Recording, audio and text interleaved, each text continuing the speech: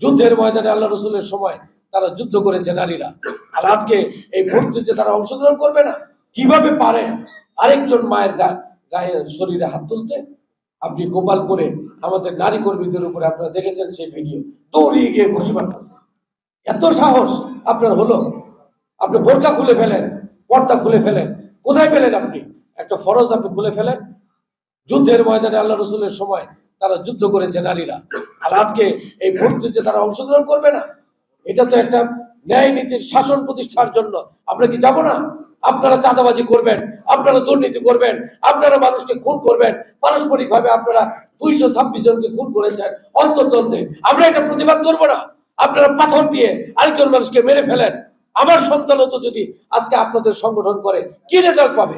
ওই পাথর চাপাতে মারা যাবে? আমি কি এই সংগঠন করতে পারি?